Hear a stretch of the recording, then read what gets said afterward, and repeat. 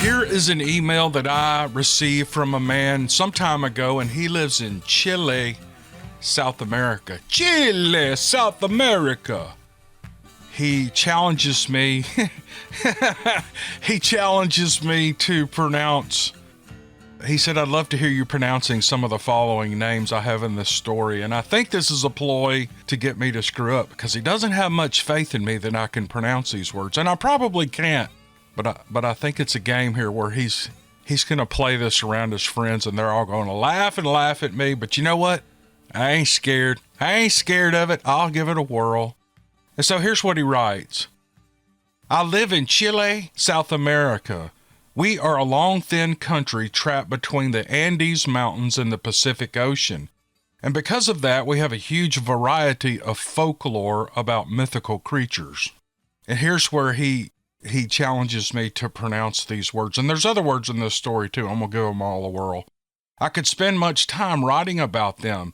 The Alisanto, the Cuero, the Caleche, and the Trauco. Trauco. I think I got those right. Probably not. They are traditional stories that old folks tell to kids, sometimes as a scary story before sending them to bed, and in some cases as a warning. My story was told as a true fact by a friend who is prone to deviate from the truth, or he's a mythomaniac in less kind words. He tells the most outrageous stories, yet he is good-hearted, he's a great cook, and because of his wild stories, he's fun to hang around. With all that said, I actually believe that the story I'm about to write is true. And the story goes as follows. George, our protagonist, is the son of a worker in a farm in southern Chile. He was a hard-working and diligent man who was 16 years old when this story happened. He balanced school and work, laboring on the farm by helping his father, and he was reputed for being brave, not being afraid of any man or beast. He would go out hunting, leaving while it was still dark, walking through the thick forest of the pines and the native trees before sunrise. The farm he worked on was divided between crops of wheat, plains with pasture for cows, and pine forests for wood. It had patches of native trees here and there to keep the soil fertile and healthy. These divisions, or potreros in Spanish, are limited with fences made with pine posts and barbed wire. They're usually 5 feet tall, and roads go between such fences and allow for trucks and tractors to transit. One night, during the summer, with no school for the next month, George stayed late at night working on the farm. He was some kilometers away from home and decided to cut through a soon-to-be-harvested wheat field that had forests of pine trees on each side, except one.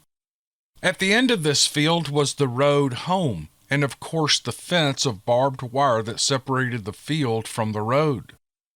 That night the moon was shining up in the sky, but it hid from time to time behind clouds that moved at a fast pace thanks to the winds that soared during the summer months in those latitudes.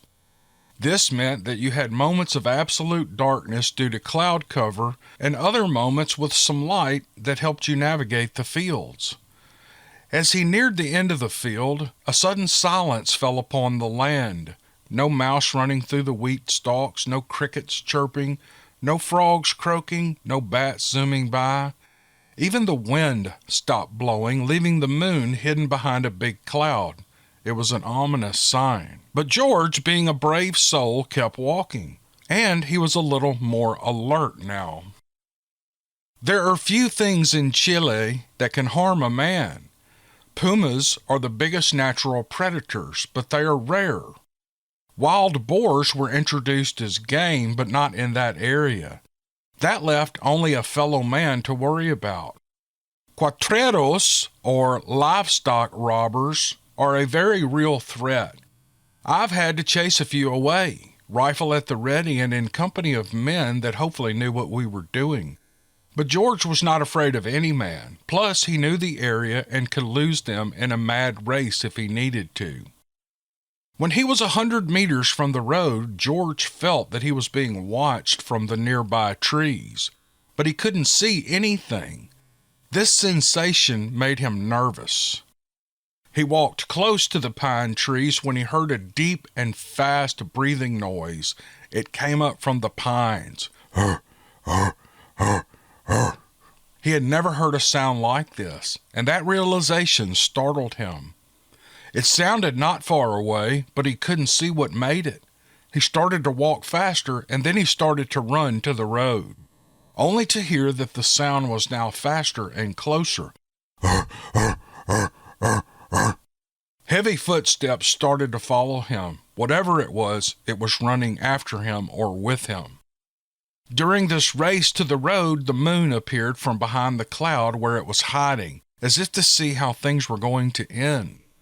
Fresh moonlight allowed George to aim for a fence post, which he used to balance himself and climb the fence while trying his best to avoid the spikes of the barbed wire.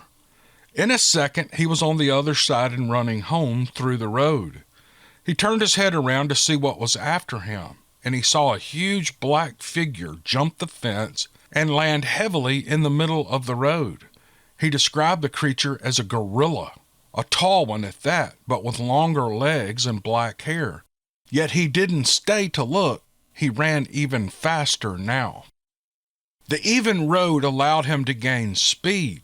As all roads on the farm, it was a dirt road, which with some rain would become muddy, but thankfully it had not rained. The last he heard was a loud roar, such as he had never heard, and with that, the gorilla, as he called it later, vanished. Maybe it continued on its way to the pines on the other side of the road. Maybe George had outrun him and the creature had given up.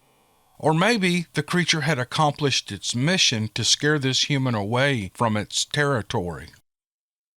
George got home. He was scared, breathless, and sweating, and he told his folks he had just been out running.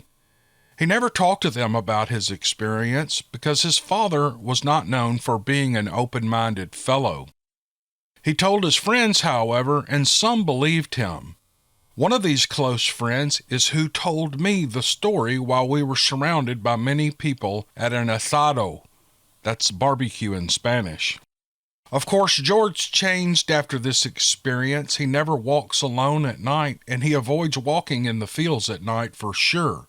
But he is still a hard worker, and as far as I know, he went on to study more about agriculture. It saddens me to not know if this story is true, because we have no Sasquatch sightings in Chile. Maybe someday Sasquatch will find our country to their liking. All right, I don't know what this man's name is. It could be a woman. I think it's a man. There's no way to know his name, and that doesn't really matter, but here's his story. Back in the 1940s and 1950s, my mother's family lived on a small farm in North Alabama. My grandfather worked in the coal mines, but he owned the farm, so they didn't have to live in the camp. A small spring-fed creek that ran along the north edge of the property provided water for the family, the animals, and for washing. Sometime around the summer of 1950, there was a drought, which in North Alabama means it didn't rain for 2 weeks, and that creek almost dried up. They had to install a hand pump on the spring to get enough water to keep the farm going. Everybody and everything was hot, grumpy, and thirsty that summer. It was an area where electric lights were still considered a modern convenience, and air conditioning was unheard of. With no breeze, the world baked under a hot, still glaze of sweat and dust. To alleviate some of their misery, they'd eat dinner early and then go out and sit on the front porch to give the house time to cool off before bed. They'd drag a big oscillating floor fan up to the screen door and sit and talk while doing the sort of light chores that could be accomplished while sitting in a rocking chair. Socks and clothes were mended and peas were shelled until the sun went down, and then it was time for bed. That's when the screaming started. Somewhere in the woods across the creek, something was screaming like a woman who was being strangled. Those were interspersed with long, mournful howls loud enough to hurt your eardrums. In the gloom of the dusk, they could vaguely see the trees shaking in the distance and hear something stomping on what sounded like 2 feet through the thick growth around the spring, but they never saw an animal. As soon as the racket would start, the farm animals would stampede to the other end of the pasture, as far from the spring as they could get. They wanted nothing to do with whatever was over there making that noise. Our neighbor owns 6 big hounds trained to hunt raccoons. Raccoon hounds can be mean, and these dogs were vicious animals that weren't afraid of anything. They tore off across the creek to hunt down and kill whatever was making the noise and shaking the trees. 6 dogs went, but only 4 came back. Of those 4, one had its back ripped open so badly they had to put it out of its misery. That was when the men knew that they had to act.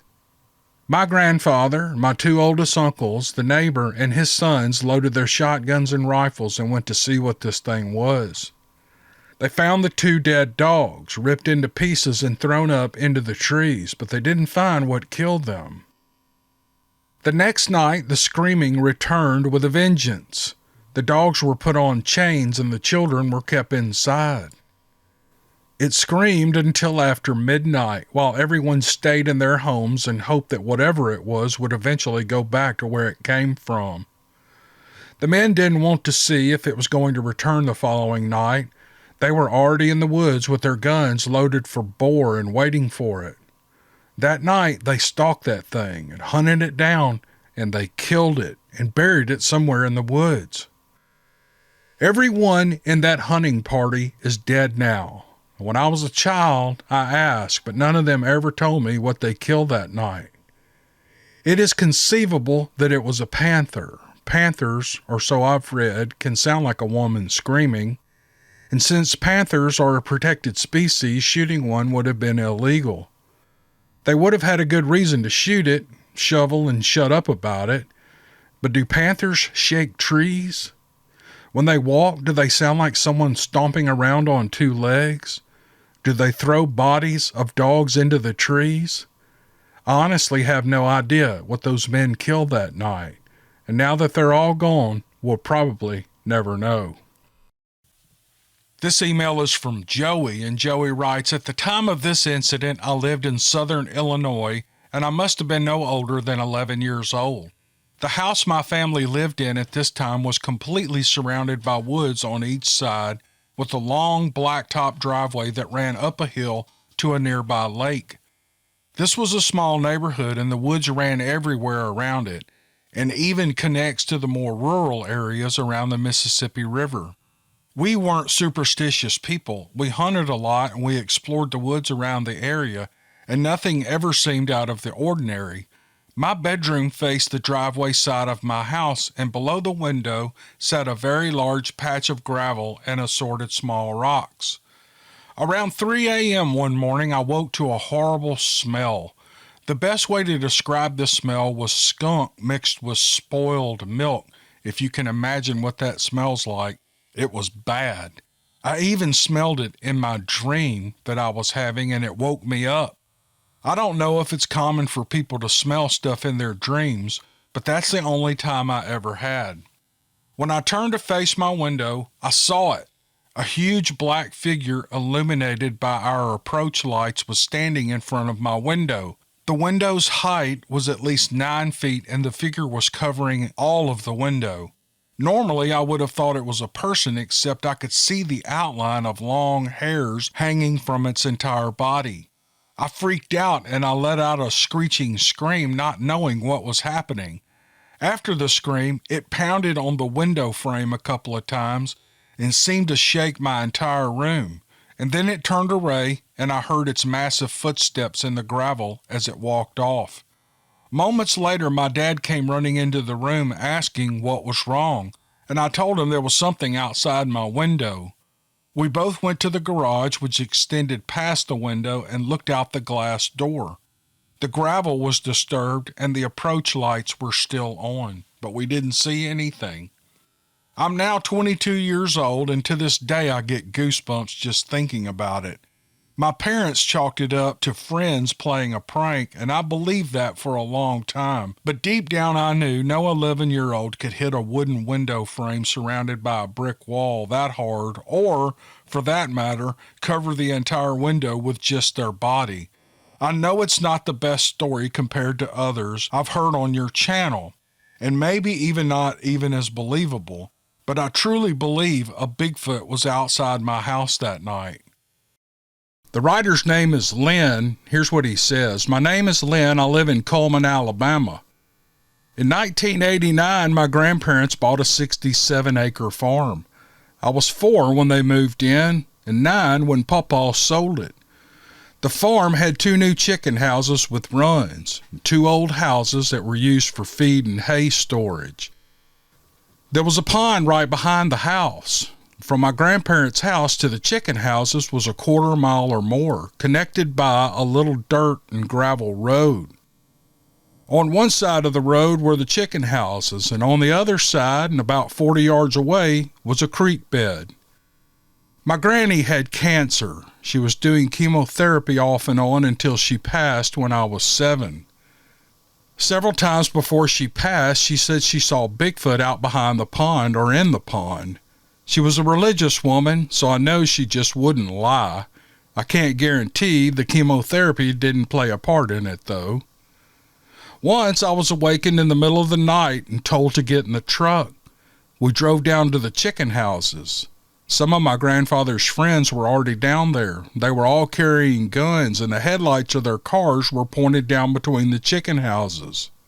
I wasn't allowed to get out of the truck, but I asked what was down there, and I was told it was a fox. Now, I'm smart enough to know it doesn't take that many people to kill a fox. I walked that dirt road from the main house to the chicken houses and back a good bit myself. Once I thought I saw something move between the middle of the old chicken houses. I was coming from the house down to the new chicken houses, and I saw it through spots where the curtains were ripped or gone on the old chicken house windows. At first, I thought it was one of our cows. By the time I got close enough to get a look, nothing was there. I also think I had seen movement inside the old houses before. Because of that, I would never look at them as I walked by. Plus, I would often hear walking noises from the woods beyond the creek bed, and I felt like I was being watched. There came a point when I always felt like I was being watched no matter where I went around that place. I had a 220 four-wheeler that I went everywhere on except the woods. Pawpaw told me to stay out of the woods. There were trails, some Pawpaw made with his tractor, and some that were already there, and they all ran through the woods. In typical fashion for a young boy, I did what I wasn't supposed to do until I get caught. One time when I was in the woods on a trail I'd never been on before, I found what I think was a cave entrance. Before I could explore it, I got the eeriest feeling, and I got gone. It was getting close to dark, and I was kind of lost, and I ended up getting on a trail that led me to our neighbor's house, 4 miles away, by way of paved road, which I took all the way back home. There used to be this tree right behind the house that I would play in all the time. It was 30 feet away from the pond behind the house. One day I ran outside and jumped in the tree and started climbing up to my usual high spot. Many times I've seen our cattle in the pond splashing and twirling their tails, but as I turned around to take my perch high up in the tree, I saw something move and splash that I could not recognize. It was all black, and it swung its arms in the water like you might if you were trying to splash someone in a pool. I don't remember hearing any kind of special sounds other than water splashing. It was just the movement that got my attention. I jumped down and I ran inside. I don't remember seeing any cattle around the pond that day either. It was like they were using our pond to bathe in, and it was splashing at me, trying to say, "Hey, I'm bathing here, boy, go inside." Not far from the farm is the road to Arley, and one night my mom's sister was coming home down that road from my great aunt's house when she saw something. She pulled up to the house honking the horn, pale white, and she said she peed herself. She was scared speechless. Once Mom got her calmed down enough to talk, she said she'd seen something on the curve of that road. It was up in the distance. At first, she thought it was a coyote. Then she realized it was a lot bigger than a coyote and thought maybe it was a bear. And when her headlights hit it, it stood up and it ran across the road. I've always heard rumors of bears in this area, but I've never heard any sightings myself. When I asked my aunt about it, she said it stood up on two legs and ran across the road like a man. She won't call it a Bigfoot, and neither would my mom back when she first told me that story. Well, it was on that same road that my great aunt, the one from whose house my aunt was returning that night, had an accident. She was missing for 2 weeks. I was young at the time, between 5 and 7, but I remember the wreck because I remember her being missing, and I remember the vehicle being my granny's old Ford Ranger. Back when I was a kid, though, when someone went missing, they might have just been in jail or the hospital. My great aunt, however, insists that for 2 weeks she was missing, and she was being taken care of by a family of Bigfoot. They couldn't talk like us, but they could understand each other with gestures. Eventually, they led her back to the road for someone to find her. Well, those are my Bigfoot stories. I hope you can use them. Thanks for the channel. This one comes from a lady named Neoma Finn in the category, oh, wait a minute, that's me. Since I've joined with Cam in his venture to share Bigfoot encounters with the world, I thought it'd be nice to share with all of you my own encounter. I think it's a fair statement to say that most people don't develop an interest in Bigfoot or any other cryptid unless they have, or someone else close to them has, had their own encounter. The operative word there is most. Some of us have always had an interest in them, even without an encounter. I'm one of those. My first inclination that one of those bumps in the night might have a big footprint and some pretty nasty body odor came in the form of the movie The Legend of Boggy Creek. It was released in August of 1972 and took place in the state from which most of my family hailed. Since I distinctly remember watching it on TV, I'm going to guess I didn't see it until a year or more after its release. So I would have been around 8 or 9. Regardless, it was far and away the most frightening movie I had ever watched, and I watched it on a double billing with The Night of the Living Dead. What can I say? Zombies just don't do it for me. My imagination was next sparked by the made-for-TV documentaries Monsters, Mysteries or Myths, narrated by Rod Serling, and The Mysterious Monsters, narrated by Peter Graves. After seeing those documentaries and a few others like them, I was hooked on the subject. Little did I know the day would come when I would move from believing to knowing. In 1984, my then-husband and I lived in a cabin on the Mississippi River. Get out your maps and find I-280.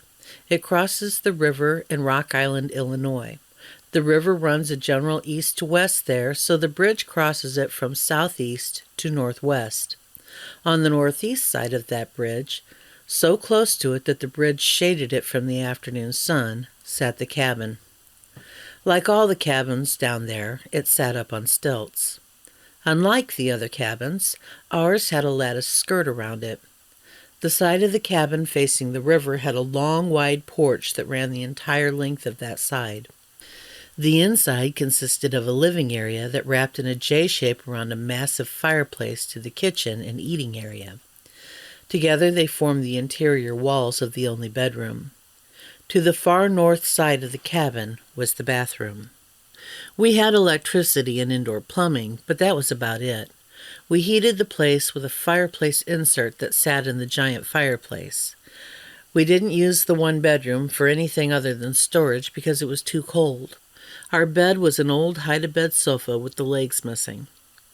It sat up on cinder blocks because the bed frame needed the extra space beneath for storage. When we unfolded it, we had additional cinder blocks to put the feet of the bed on. That sofa weighed a ton. It's important that you know that fact. And it sat on the same wall that was adjacent to the bridge. As you might guess, we were so poor we couldn't pay attention. Neither I nor my husband was working at the time. Our only income came from the trot lines he ran on a commercial fishing license and the hides he hunted during the winter. I was pregnant with my second child, and we didn't have a phone, so my best friend would come and stay with me at night while my husband went coon hunting in the woods and wetlands that surrounded the cabin. It was a lot less built up back then. Each night, my friend and I would sit on a blanket in front of the fireplace and play gin rummy, while my 2-year-old slept beside us on a pillow. It was actually really cozy. We also felt pretty safe because I had a .44 caliber black powder Smith & Wesson for protection. It was also my signal to my husband if something went wrong. All I had to do was step out onto the porch, fire 3 rounds into the air, and he'd come running. On the night of the first incident, we were in the middle of our gin rummy marathons when something slapped the side of the house so hard it knocked that big old hide-a-bed sofa off its cinder blocks forward onto its front. It startled us both so badly we jumped up and ran to the front window to see what could have done it. There were no side windows or any back windows on that house. My first thought was that a car had driven off the bridge and crashed into us. Logic eventually took over and I came to my senses on that thought, but something had definitely hit the cabin and I needed to know what. I grabbed the pistol and a flashlight and headed out onto the long porch. I don't remember there being a moon that night. But with the bridge and all the trees around us, it wasn't going to be very bright anyway. I ran to the side of the house that had been hit and shined the flashlight. Nothing. My best friend ran to the other side and I followed close behind. There was nothing there either. I don't remember now if we smelled anything or if we heard something. It's been too many years ago.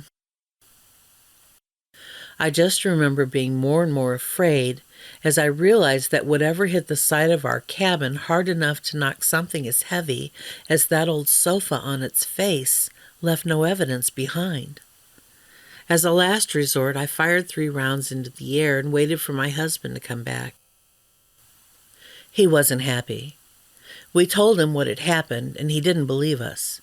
Even after he walked around the cabin and discovered missing lattice in the exact spot where the house would have been hit, he refused to believe our story. It was late November or early December. In that part of the country, the ground is generally frozen by then, so there was no discernible footprint. However, me being me, I was convinced it had been a Bigfoot. This drew more anger and derision from my husband. When I tried to tell the story to friends, he would immediately tell me to shut up, that people would think I was crazy or stupid. And he was right. Those few people who listened long enough to hear the whole story just thought I was crazy. Or stupid. I would have preferred crazy. Another month went by, and an ice jam on the river drove us out of the cabin. We lost everything in that flood. My husband had to put me and my son in a boat and push us out through the ice and hip waders. Frankly, I was glad to be away from the place. My younger son was born in March and life went on. It was sometime in late July or maybe early August when we decided to go fishing. My husband wanted to fish some ponds down in the woods that were on the opposite side of the bridge from where the cabin had been. I was okay with it, but wondered how we were going to pack in everything necessary for a now 3-year-old child and a baby. Foolish me. He planned to leave us where he'd parked the car, fishing in a backwater pond where we'd catch nothing but dogfish. I was not happy. The spot was a little clearing just 100 or so yards down the road from the cabin and across the way. It was a teardrop-shaped clearing with a narrow driveway at the point and the side running along the edge of the pond I was expected to fish. We set up a playpen for the baby and covered it in mosquito netting. My 3-year-old and I made hot dogs and roasted marshmallows in the small fire I'd built to help keep the mosquitoes at bay, and my husband had left his Cullman lantern for us. Eventually, my 3-year-old got tired, and I put him in the playpen next to his brother to sleep. By now it was completely dark out, but the sky was clear. Stargazing is one of my favorite pastimes. Even though there was far too much light pollution from the surrounding cities, I was definitely enjoying what I could see. There was no point in watching my line anyway. Nothing was going to bite that I wanted to keep. So I was sitting there in my lawn chair, my boys behind me and to the right in the playpen, our car behind me and to the left facing towards the entrance to the little clearing, and I was facing the pond and looking up at the stars when I heard a rustling in the bushes.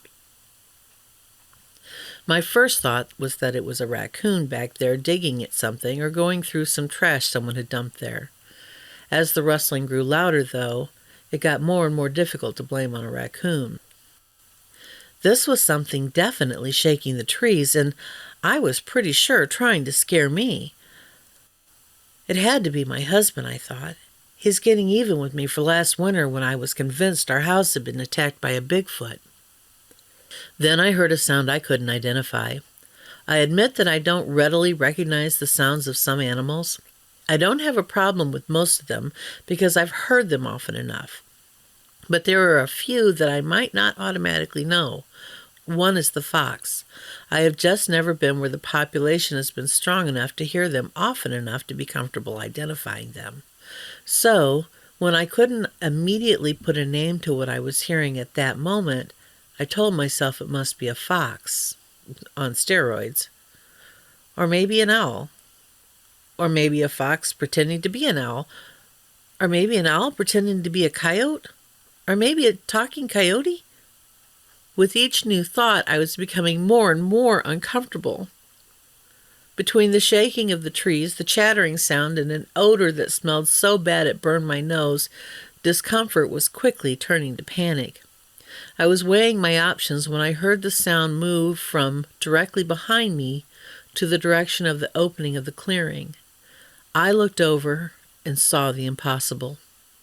A man, well, maybe not a man, but something shaped like a man, who was at least 8 feet tall, and I'd be happier saying 10 feet, stepped across the driveway in one step. The following year, when my husband forced me to go back down there and confront my fear, I stood on the spot where I'd seen this thing cross, and I walked across that driveway. It took me 5 steps. This thing did it in 1. A moment later, as I sat frozen in fear, flight mode hadn't kicked in yet, I heard it wade down into the water. The pond was not deep. It might have been maybe 4 feet at its deepest point. So hearing something wade through the water rather than swim it was probably not a big deal. That this thing sounded bipedal to me was. I should have shined my flashlight across the water to get a good look at it. I was too afraid. I didn't want to see it. I just sat there. At some point, it stopped and splashed around. I don't know if it was bathing in that nasty water, playing in it, or grabbing fish out of it. I just know it splashed around for a bit, then waded up on the opposite side. I didn't hear it again. I couldn't pack my children up fast enough. I put them both in the car, threw the playpen in the trunk along with my lawn chair, my fishing pole and tackle box, and the little cooler I'd brought with the food and drinks. And then I got in the car with them. I didn't grab the lantern because I didn't want the light to go out, which it did eventually. I didn't put out the fire because I needed it for security, and it eventually went out too. And I honked the horn and sat there waiting for my husband. I noticed he'd taken the keys with him, and I was definitely cussing him for that. But it's probably a good thing. He didn't come back when I honked. I honked every half hour until daylight, and he never came back until the sun came up. If I'd had the keys, he'd have come back to an empty clearing, and he'd have walked home for all I cared. Naturally, I now had the visual proof I needed to tell people that it was, in fact, a Bigfoot that had hit the cabin the winter before. I knew this because I had now seen one. Not only that, but I'd heard one and I'd smelled one. I honestly thought that would be good enough for the people I knew. I was wrong. No one believed me. Everyone made fun of me. I didn't get to go fishing for a while. I didn't get to go camping for a while. I didn't get to do a lot of things for quite a while because I was the idiot who thought she saw a Bigfoot. Eventually, I just quit telling the story to adults. To entertain the kids around the campfire at night, I'd often share it with them, but kids are different from adults. Their faith in you is unshakable. That's why you have to be careful not to tell them a lie. The problem is, to tell them the story and make it interesting, I tended to embellish. Now, some 35 years later, I struggle to separate the true events of those 2 nights from embellishments. I call it having more chili than dog on the bun. I did my best to stick with the basic bones of the story here.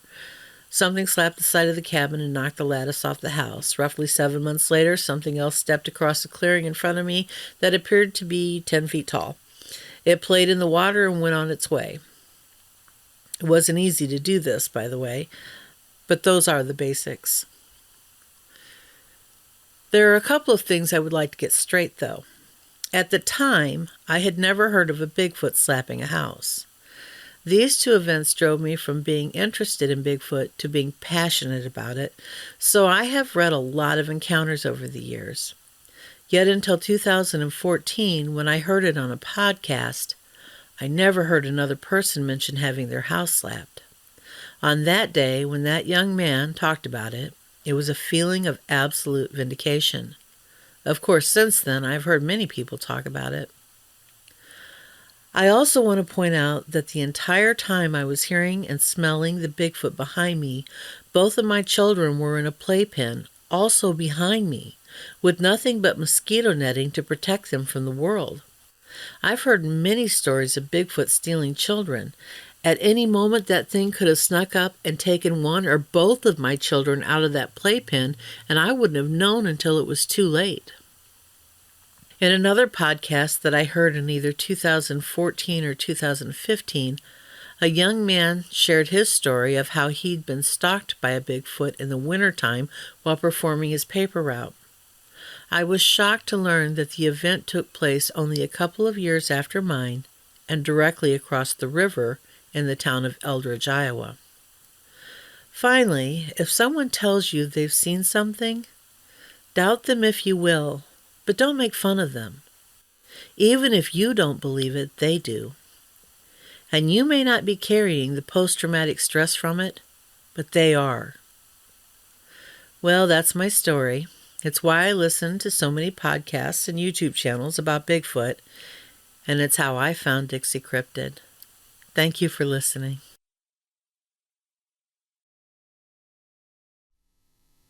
Here's an email from Celeste.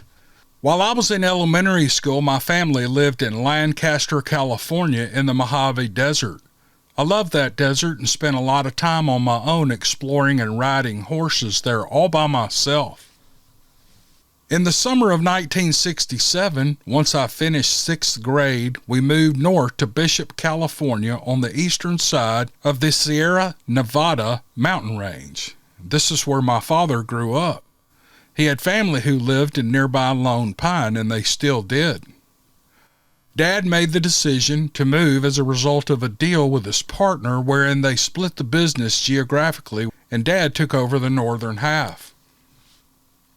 In Lancaster, we spent a lot of time outdoors in the desert, and this didn't change when we moved to Bishop.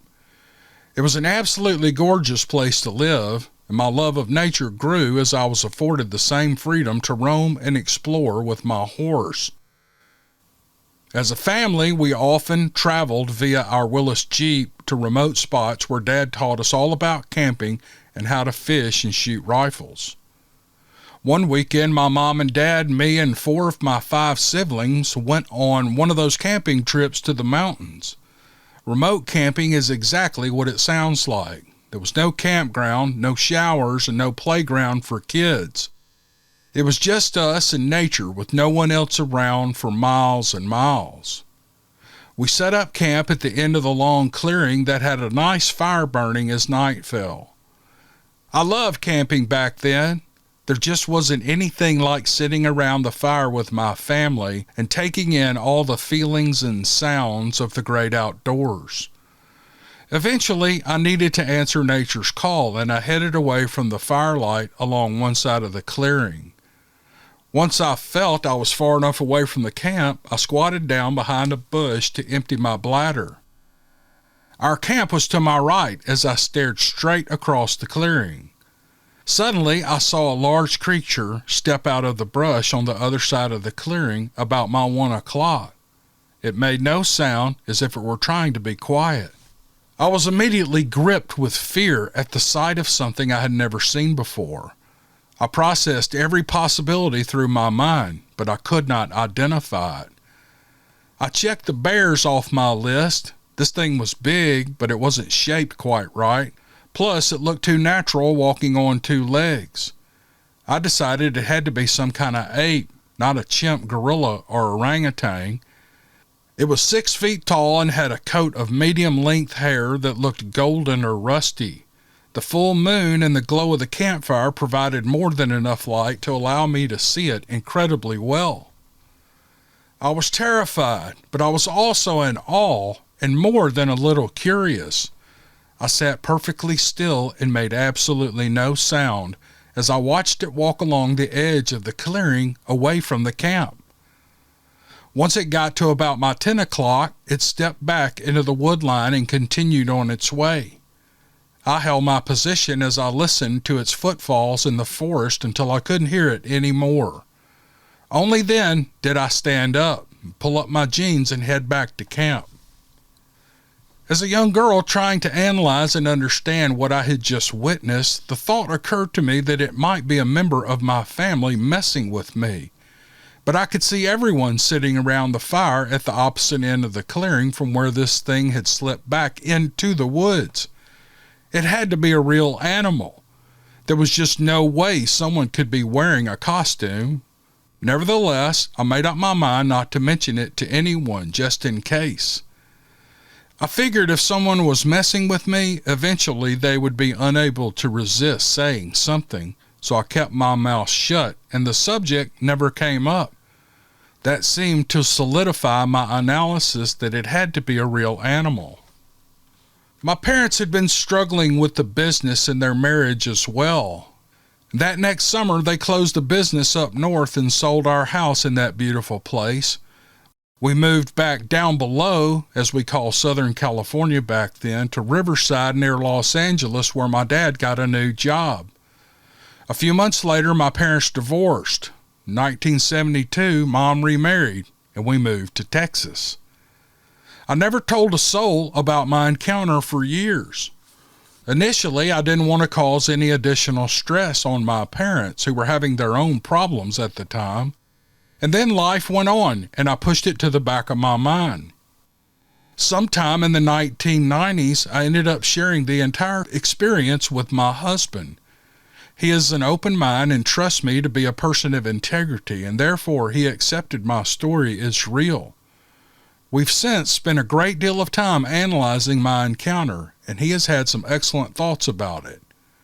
First, since what I saw wasn't a giant of over 7 feet tall like so many others have reported, he suggested that perhaps it was an adolescent. He also thought that its young age might have predisposed it toward curiosity about the strange creatures that had entered the remote territory. Also, the young Sasquatch might have become alarmed when I left the campsite and headed closer to his observation point. My husband thinks it remained close to the edge of the clearing to reduce noise and the possibility of being seen. Finally, he posed the theory that the fact that it never made eye contact with me or even looked in my direction could be indicative of an animal behavior, and that they think if they can't see you, you can't see them. These thoughts all seemed feasible to me. I cannot describe the creature's facial features because I saw only the profile. I did not notice any bad odors, but I might have been upwind. Nor did I hear any sounds other than when it exited the clearing back into the brush. Around 2008, I finally mentioned my experience to my 2 sisters. I don't recall any reaction from my younger sister, but my older sister responded by laughingly saying that I must have seen a bear. I mention this because I want others who have been ridiculed that I know how it feels. My advice is to not worry about what others think. Trust yourself to know what you saw. While it may seem incredible, I do know what I saw. I grew up to be a wife and a mother of 3, a Girl Scout leader, a Sunday school teacher, and a Little League team mom, a room mom at my kids' school, and a licensed, successful, self-employed realtor in Houston, Texas. Then I returned to university and became a registered nurse, and I retired after 25 years.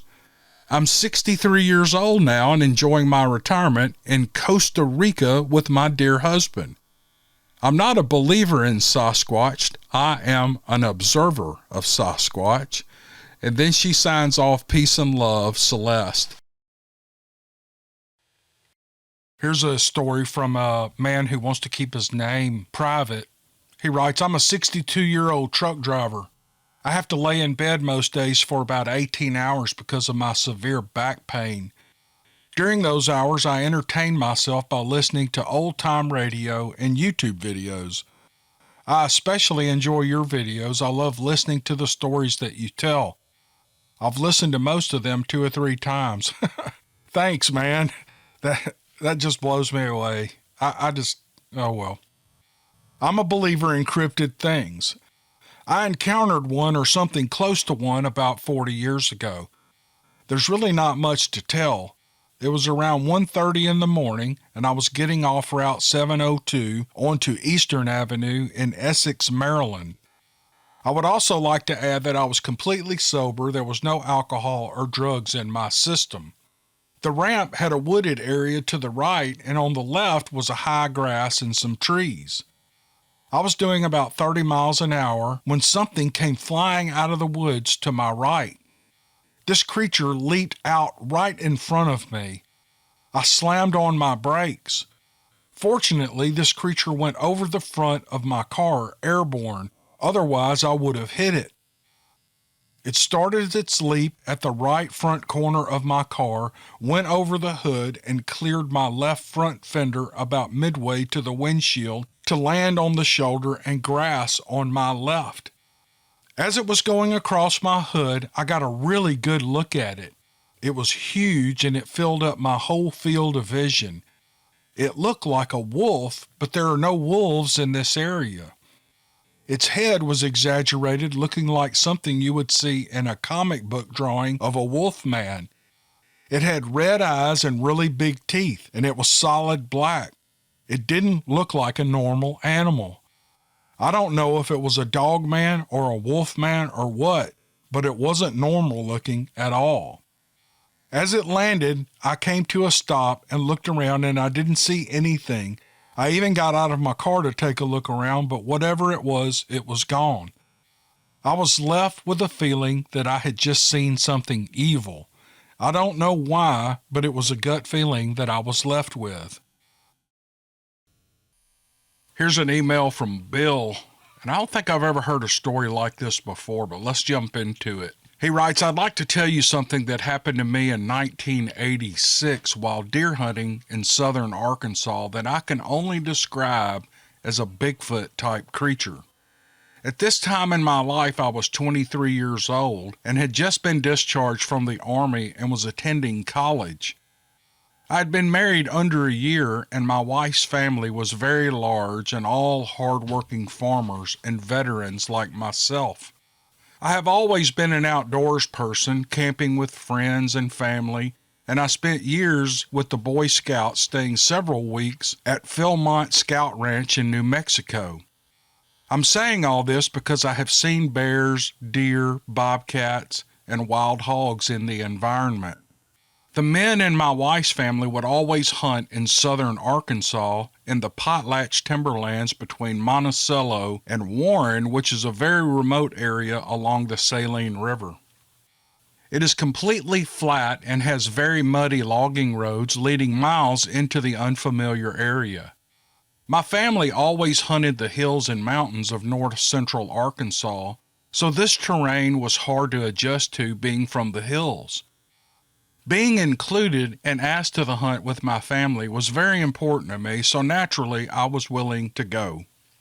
There was no power or water back in there, just old camper trailers that somehow made it back there being pulled by large four-wheel drive trucks.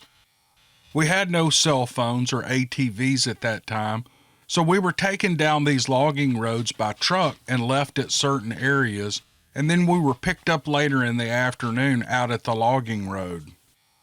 The first day I made my way through the woods, always using my compass to navigate through this swampy forest, and found a good spot of fallen trees to hide myself and get comfortable. I saw several deer that day, but they were running as if they were being chased by something, but I never saw or heard anything. I took my rifle and my day pack and I left, making my way back to the small road. The next day I made my way back to the same spot, which I think was a half a mile into the woods. I had my day pack with lunch and brought a book to read to pass the time. There were wild hogs in the area, so my father-in-law told me to take my .45 1911 with me as backup if I needed to fight with some hogs, which I sure didn't want to do. It must have been around 7:30 or 8 in the morning when I saw a 6 or 8 point buck running through the woods about 40 yards ahead of me. He stopped and turned to look behind him, and I was able to scope him and take a shot. He dropped, and then he got up and ran about another 50 yards, and I saw him drop again. But I could barely see him through the trees and underbrush, but I knew he was down.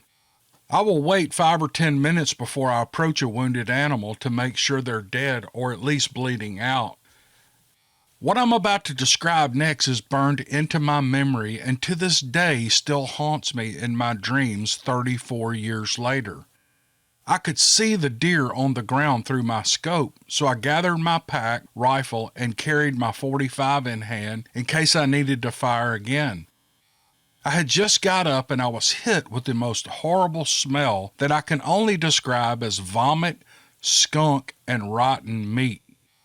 It was so bad it was burning my eyes, and I could not tell where it was coming from. I was looking behind me through the trees and I heard this loud bashing and grunting noise directly in front of me in the direction of my deer. I walked slowly towards the noise when I saw directly 40 yards ahead of me a very large creature standing 8 to 9 feet tall with muddy black reddish hair. This creature had my deer and was bashing its head into the tree trunk. This deer was large and being picked up and bashed into the tree like it was a small cat. I stood in complete shock as to what I was seeing, and I stood frozen watching this take place. He must have hit the deer into the tree 4 or 5 times. I remember drawing my .45 and holding it to fire, but I couldn't shoot. I think it turned to look at me at least once, and then it picked up the deer and made its way deep into the woods, and I just stood there and watched it disappear out of sight. I can still see its face. The arms were very long, and the body was massive. If I had unloaded the clip from my .45, I would have just made it mad, and I'm so glad that I didn't. I slowly made my way out of the woods, and I waited for the truck to pick me up. It was the longest wait of my life, and I never went back. I told my father-in-law that I was sick, and I stayed in camp for the next 2 days and didn't hunt. I never told him or any of my wife's family what I saw because I thought they wouldn't believe me. I told my wife 1 year later what had happened because I was being asked to go again the next year, and I was having nightmares leading up to deer season. She has always stood beside me, as well as my father, when I told him. For years, I hunted with my son and father in the mountains of Independence County, Arkansas, and I've never seen anything like what I saw on November 29th, 1986, and I pray I never see one again. Thanks for letting me tell my story and my feelings on this event in my life. I feel relieved in telling it. Signed, Bill. All right, here's an email from, well, he has his name, but he wants to be called E. is in the capital letter E. I've been hiking, hunting, and fishing the New Hampshire wilderness my entire life. It's a small state, but 83% of it is covered in forest. There are no big cities here. The population of the 10 largest cities combined does not equal even 500,000 people. Mostly it's miles and miles of woods with no signs of humans. In late spring of 2017, two of my friends and I were driving a back road somewhere in Strafford County. We were using a spotlight to look for deer and other wildlife that inhabited the area. We were not illegally poaching the deer. We were just looking for them. By the way, if you even shine a light down here in Mississippi, you're going to jail. Whether you have a rifle with you or not, you can't spotlight down here. I don't know what the laws are up there. Nobody rides around the woods shining lights in fields and woods around here because you're going to jail, brother. Anyway, on with the story. At around 11:30 p.m., we came to a valley where we could get out and stretch our legs next to a swamp surrounded by young oaks, maples, beech trees, and pines.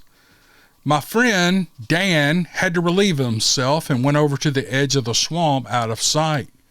My other friend, Andrew, and I were considering pranking Dan by driving off and leaving him in the dark for 5 minutes when we heard something rounding the other side of the swamp. It was clearly walking on 2 feet, and we thought it was Dan. "Why the heck did you go out that far?" we shouted, and the walking stopped. "I'm only over here," Dan answered as he approached us from the opposite direction. I quickly grabbed the spotlight and scanned the other side of the swamp. At our 1 o'clock, the light reflected 2 auburn eyes that were almost completely concealed by cattail reeds and saplings. We figured it was some kind of predator, but we weren't sure. "What the heck is that?" Andrew asked. The words had barely left his mouth when the thing stood up. Our view of the thing was still mostly blocked by the trees and leaves, but now we could see a silhouette of a large upright figure. The eyes were still shining at us through the leaves, though much higher up at this point. The only clearly visible part of it were 2 black tree trunk-sized legs. And then it took a step back and it melted into the trees. For the next 10 to 15 seconds, we could hear it crashing and stomping deeper into the forest at what seemed like an almost supernatural speed. And then the sound was gone. We all looked at each other in amazed silence. "What did we just see?" I asked everyone. It definitely wasn't a bear. The sheer size and speed at which it moved eliminated the possibility of it being a human. We debated the possibilities during the car ride home, but we never came to any logical conclusion as to what it might be. 2 months later, a coworker who lives near that spot told me that her husband had seen a Bigfoot cross the road on Christmas Eve 2 years before. It was less than a mile from where my friends and I had seen this creature. Since then, I have accepted that we saw a Bigfoot that night. Sadly, Andrew died in a car accident in 2018, but the subject has now become a hobby for me and my friend Dan. We now spend a great deal of time looking out for the elusive creature. I have one other encounter along with some other occurrences I would love to share since our state doesn't have any established research organizations on the subject. Thank you for the judgment-free platform where I and others like me can share our encounters. Signed, E. Here's an email I got back in December of 2019, and here's what the woman writes. "My name is Barb. You can use my name if you want. I'm nearly 60 years old, and I've seen and heard things others couldn't all of my life. I've stopped caring what others thought about me long ago. Those people who know me really know me, don't even question me anymore about my feelings or sightings. My husband is a wonderful man who sometimes thinks I'm off my rocker, but most of the things that I've seen or had feelings about have proved me right, so he doesn't question me anymore. I am from the Midwest. My husband is from southwestern Canada, near where we are currently living. We met over 30 years ago. We stayed in the city because of my job. I was born and raised in the same city, but I never felt at home there. The people I worked with used to tell me that I was too country, which to me was not an insult. When I was a teenager, my parents would take me camping out west in the mountains, and I loved it. I used to cry all the way home. Soon after my husband and I met, we drove west to meet his family. I really liked the area, and I told him that we were going to move there when I retired. He just laughed at me. About 6 years before I retired, we were on another trip west to visit his family. We were exhausted after spending the day with his nephew and his family. We drove to the next town to find a motel, and there was a big event going on in this town of 4,000 people, so all of the motels were booked. We drove on over a hill to the next town. Maybe it was the welcome relief of a motel room for the night or being surrounded by the mountains. But when I awoke the next morning, I felt something I have never felt before. I felt at home. I worked a night, so my husband was usually up before I was, but on this day I was sitting on a chair outside the motel looking up at the mountain. I didn't want to leave. He mentioned our jobs, our adult children, and many other reasons he could think of to go on with our trip and back to our lives. It wasn't until he mentioned my babies that I relented. By babies, he meant my 2 boxers, a dachshund, and our 2 cats. I gave in and we left to continue our trip. 6 years later, I nagged him to retire so we could move to the little town in the middle of nowhere, the only place that I ever felt at home. It took me a year to convince him.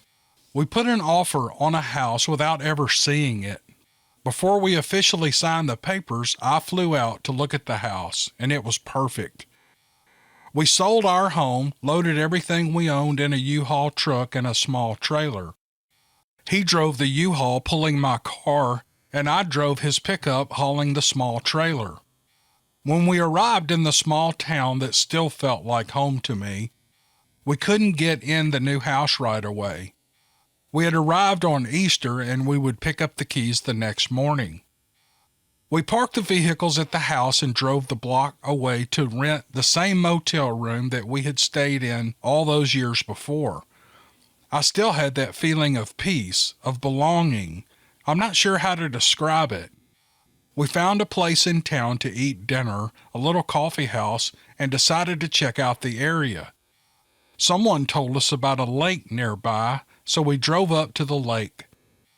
The lake is on top of a mountain, so the snow was gone in the town but was waist deep at the entrance to the provincial park at the far end of the lake. The road had been plowed because there were year-round cabins lining the lake. I realized that the feeling was coming from this place more so than in town. My husband is an avid fisherman and we frequent the lake often.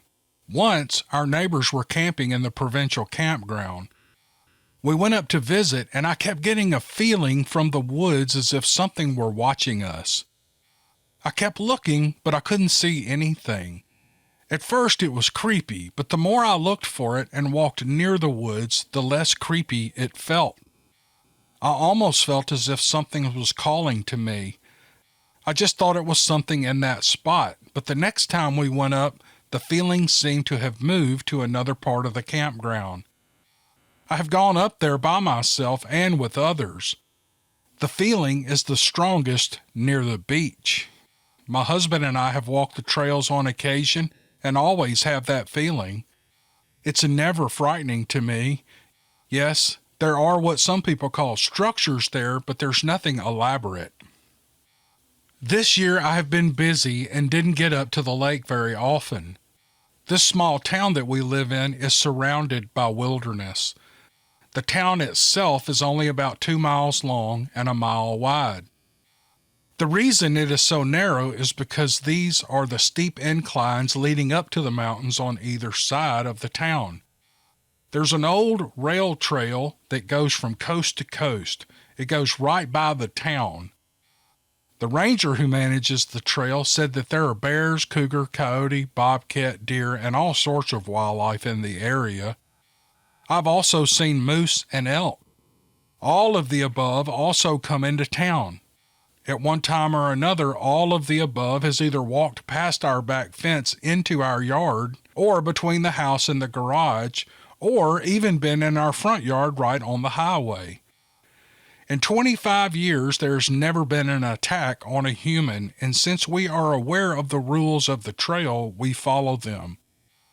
It is simply things like not going out of town or on the trail before sunrise or after dinner. Always make noise when you walk so as not to startle wildlife. Never walk alone, that sort of thing. I tell you this to let you know how wild our town is. Last year we found a urine mark by our back door. We actually have 2 doors on the back of the house. We figured that a cat or something marked it because we have cats and we have stray cats around here also. This summer, the other back door was marked, but it was higher. Just last week, there was a mark on the man door on the garage. It started out about waist high on the left, but it ended up thigh high on the right. It was liquid frozen to the metal door, and I don't know why, but I bent over and I smelled it as it was melting in the sun, and it smelled like animal urine. When I asked out loud why a big animal would mark our door, I heard in my head that it was a mark of protection. When I say I heard it in my head, it was as if it was my thought. I'm not sure how I can explain it. When the farmer in your story said they use ESP, I think he meant telepathically. I think that's what it was because it wasn't the usual voice of my thoughts, but another distinct voice. She's talking about a story I did over a year ago about a farmer who claims that he had ESP or some kind of mind connection with a Bigfoot. I told my husband this and I don't think he believed me. Last weekend it was back, only slightly higher. My husband said it was just someone goofing off, spraying something on our door as a prank. I don't know why anyone would do that, but I just shrugged and I agreed with him. Almost from the day we moved in, we have heard noises like something hits the house. This happens mostly in the evenings or early mornings. It would only be one loud bang or sometimes 2 in a row. We didn't react or run outside, just figuring the house might be settling or something. We don't get too excited about stuff, as you can tell. But this year there has been little to no banging on the house. The last thing that made me want to write to you was what happened this morning. We currently have 2 cats, but now have 3 small dogs. The cats wake me up at 5:30 every morning to be fed. My husband usually stays in bed for another hour, and the dogs stay with him. I usually pour myself a cup of coffee and I sit on the couch enjoying the peace and quiet of the morning. I don't turn on the light so as not to wake up my husband. We have 2 large windows on either side of our back door. The door itself is glass, but there's a frosted privacy film on it because the sun can get quite intense during the summer when it shines through the door. The windows have blinds that I keep closed during the winter to help keep the warm air in and the cold air out. But this morning there was a shadow in the door. I realized that the back porch light had been left on and there was something making the shadow. It covered the whole door with the exception of the very top. There, at the top of the glass, was the shape of a conical head. So without a measuring tape, I'm assuming the shadow was about 6 feet tall. I never thought to take a picture. I was just trying to figure out what it would be making the shadow when the bottom of the shadow moved. It looked like an arm was moved away from a very large body. When the arm moved, it only revealed a bit of the light, so the body must have been about 3 feet wide. I thought of a soldier standing guard. I stared at the window for a good 5 minutes. I looked away for just a moment, and when I looked back, the creature was gone. There was no noise. There was nothing blocking light of the porch now. I have gone out this morning after my husband left for work to check for tracks, since we have a bit of snow now. With the exception of my neighbor's boots and his dog, there were no prints. I didn't tell my husband because I didn't want to worry him. I don't, however, feel like that I'm in any danger. As a matter of fact, I feel protected by them. I feel like I have had a connection with this family for many years, and I've never seen one, only a shadow at this point. So that's my possible Sasquatch story. I agree with the farmer that they are telepathic. I've never actually seen one, but I've had some cool experiences. I hope you enjoyed it. It's okay with me if you share it or if you don't. I think it would help corroborate the farmer's story. If anything else interesting happens around here, I'll be sure to update you. And have a fantastic day. Signed, Barb. Here's an email from Mike, and he titles this story, The Bigfoot That Wasn't. I've actually done a story before with this exact same title. So I wasn't going to use this, but I thought, well, he titled it, I'm going to use it. But this isn't the same one that I did 2 or 3 months ago. This is a different one. I've been interested in Bigfoot for a long time, but it wasn't until the last few years that I had the free time to be able to travel and see some good locations myself. I'm from the Midwest.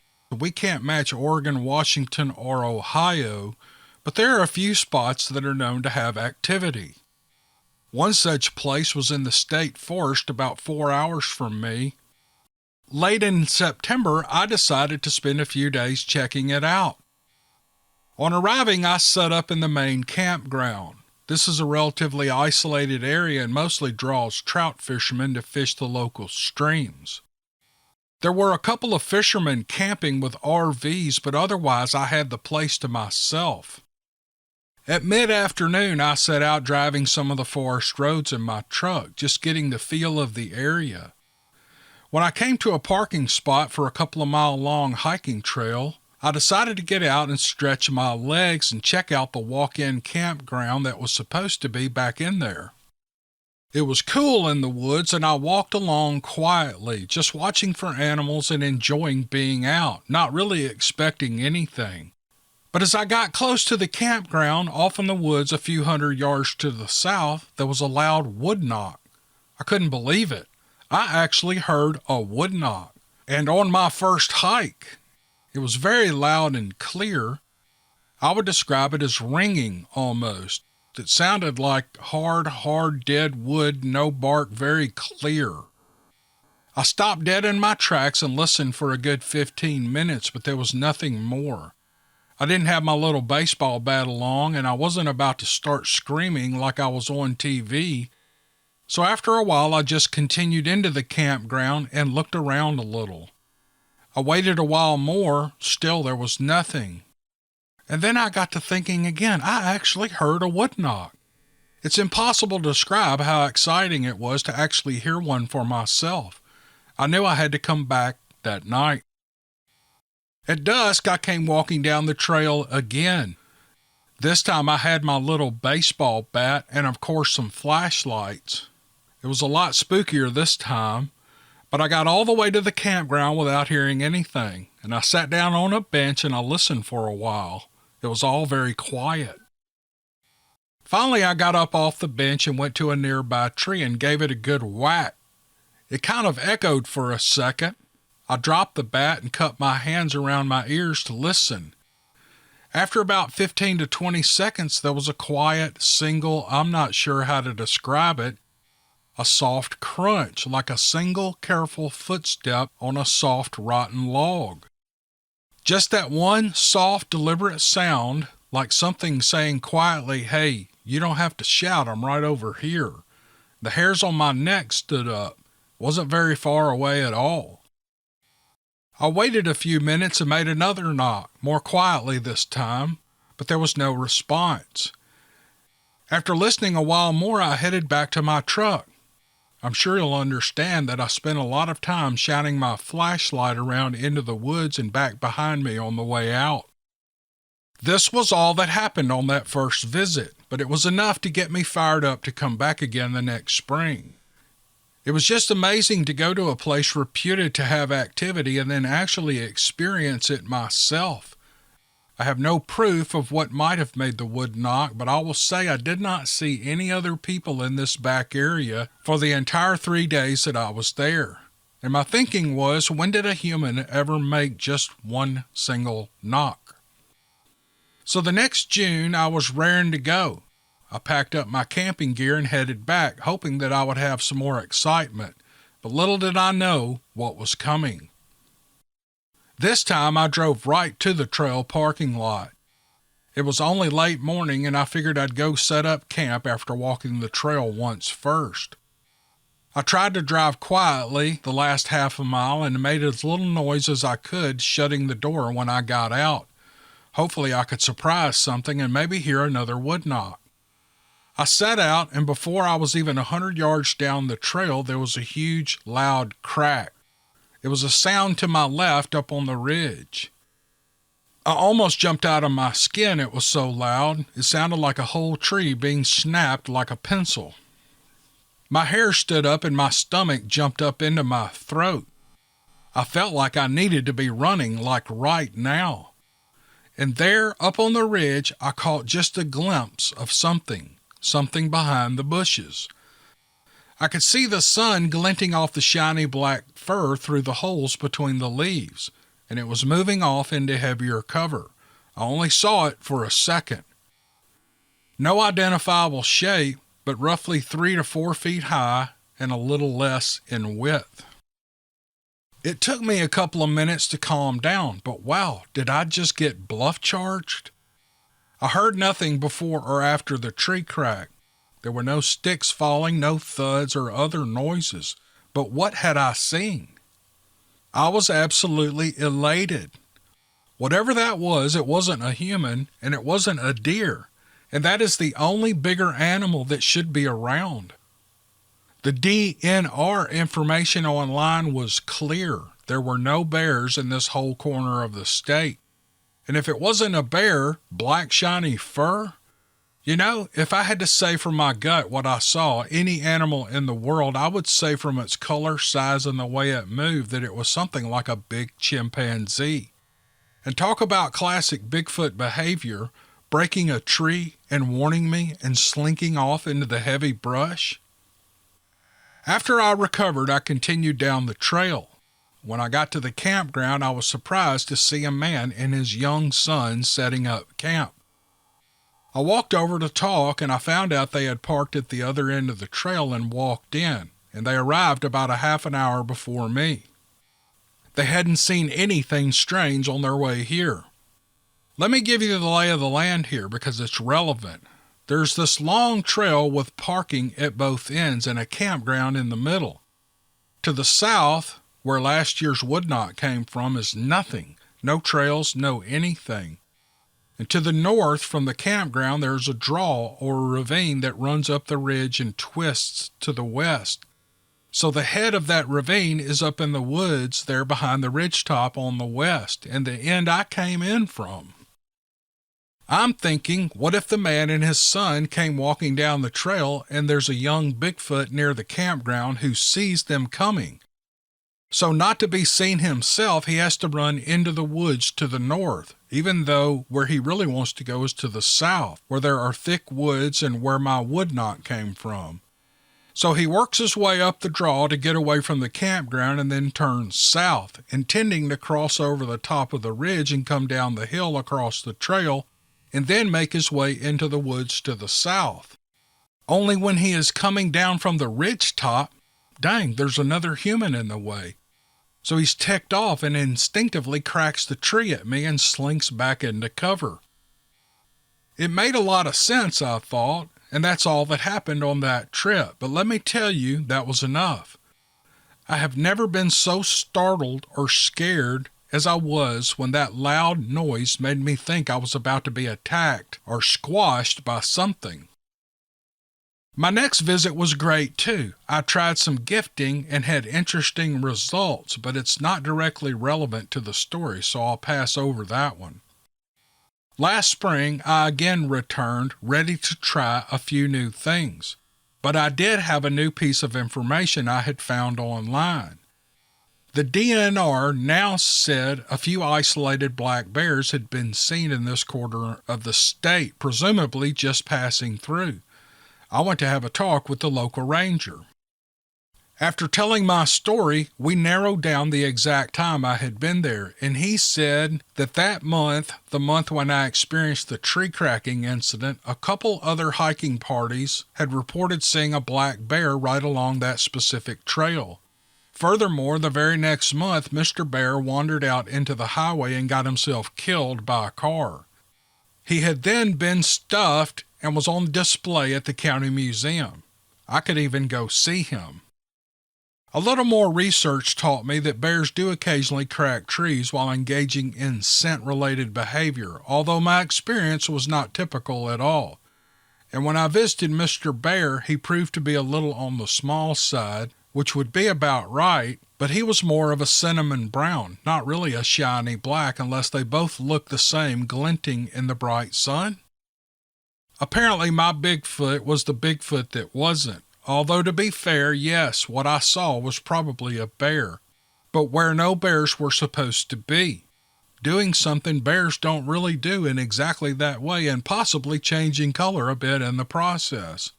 There are starting to be an awful lot of coincidences there, so I may never know for sure. Thanks again for your stories, Cam, and I hope you liked this one. I did like that one, Mike. This is great.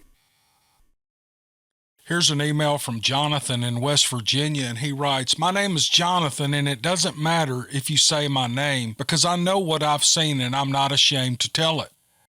I'm an avid ginseng hunter. I got very addicted to it when I was about 15 years old, and my uncle was a game warden for West Virginia, and he showed me the ropes. After ginsenging for several years, I came up with a plan that I would go so deep in the woods it would be like Armstrong taking the first step on the moon. Let's just say that deep in the West Virginia mountains there are no signs of man whatsoever, but I did encounter other things. I ran across a patch of woods once that was probably 20 foot by 20 foot with trees that were about 4 to 6 inches in diameter, and all of these small trees were twisted and broken over about 10 feet up. On another occasion, I was ginsenging on East River Mountain that separates West Virginia and Virginia. It was along Interstate 460 and behind an old hospital called St. Luke's Hospital. I had been everywhere on this mountain, but not in this one general area. I had gotten permission from the landowner in the area behind the hospital. There was a horse farm in the area, and I told myself that I bet no one has been way up in behind that horse farm, and so I wanted to check it out. The next day, a friend and I decided to take a young boy that was about 10 at the time and train him in the sport of ginseng hunting. The next morning, we began our 2-mile hike. We could hear the interstate, but nothing more. A half-mile from the farm, we started finding ginseng everywhere. We started to dig it, and then I said, let's go on to our destination, and then we'll dig our way out. About another 100 yards in, we began seeing footprints in the ground. Deep footprints, but they were no bigger than mine, about 12 inches long. We didn't think much about it because on the way in we had seen some old tents and stuff like homeless people had been staying in there. As we continued our journey, my buddy stopped in his tracks and said a rock had almost hit him in the face. I told him to stop joking around, and we laughed and we brushed it off. But not long after that, a huge boulder came crashing into a tree, and it snapped the tree off about 20 feet up right in front of us. Now we were paying attention. The woods were clear for 80 yards in any direction, but we never could see anything. We had this boy with us, and I suggested that we get out of there, so we headed straight down the hill into a thicket, and we began to work our way out. I got hung up in some briars, and I was trying to get free when a big rock the size of a brick hit the ground in front of me. If it wasn't for the briars, it would have hit me in the head. I didn't think whatever this rock-throwing thing was could see into that thick brush. I was amazed at how accurate this thing was with the rock. We finally got out of there, and we've never been back. Later, I told the story to a few people. One day I was talking to a security guard at the hospital, and he told me that he had a video of something that they assumed was a bear rummaging around in a dumpster. He said the thing would sometimes turn the dumpster on its side. Bears can't do that with a dumpster this size.